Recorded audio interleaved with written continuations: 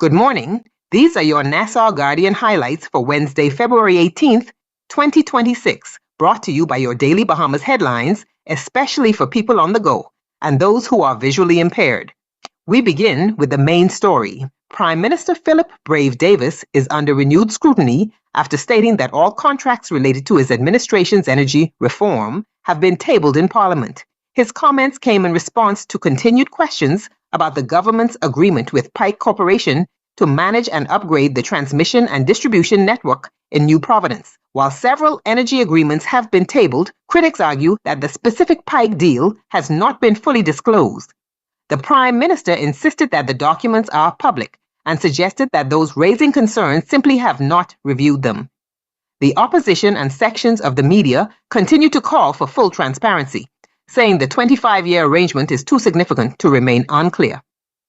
Also on the front page, a 26-year-old Haitian man has been sentenced to 2 years in prison after admitting to fraudulently obtaining a Bahamian passport, National Insurance Board smart card, and voter's card using forged immigration documents.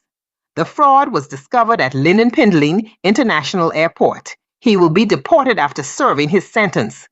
In other news, Bahamian professional basketball player DeAndre Ayton was arrested at Lynden Pindling International Airport on suspicion of possession of dangerous drugs and later released. Ayton, who plays in the National Basketball Association for the Los Angeles Lakers, was traveling back to the United States at the time.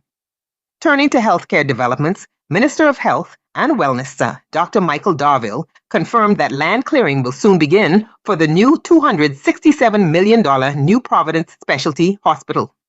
Heavy equipment is expected on site as the project moves into its next phase. The hospital, partly financed through a loan from China Export-Import Bank, has sparked debate, but the government says it is moving forward. Darville also confirmed that public health nurses have now been paid outstanding overtime after earlier concerns about delays. He described the issue as a technical problem that has been resolved. A new University of the Bahamas study is generating discussion. The research examined emotional dependency and sweethearting, finding that sexual and emotional needs, along with financial support, are major drivers of extramarital relationships. The study also highlighted increased risks of sexually transmitted infections, domestic violence, and emotional trauma, with possible effects on children who witness these patterns. Researchers are calling for stronger mental health support and relationship education. On the editorial page, The Guardian addresses the resumption of SpaceX Falcon 9 landings in the Exuma Sound. While acknowledging the benefits of participating in the growing space economy, the editorial urges strict environmental monitoring and independent oversight to protect the Bahamas' marine resources.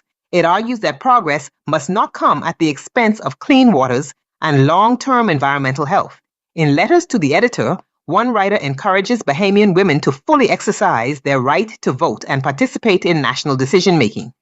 Another expresses frustration over delays in redeveloping the Grand Lucayan Resort, saying Grand Bahamians are losing confidence as progress appears stalled. From the business section, the government has signed its first country cooperation strategy with the Pan American Health Organization, aimed at strengthening primary health care, improving disease surveillance, and boosting emergency preparedness nationwide. The health minister also announced plans to purchase 15 new ambulances for the Family Islands to improve emergency response services. Those are your Nassau Guardian highlights for today. For full details on these stories and more, purchase a copy of today's Guardian or visit their website to read the complete edition.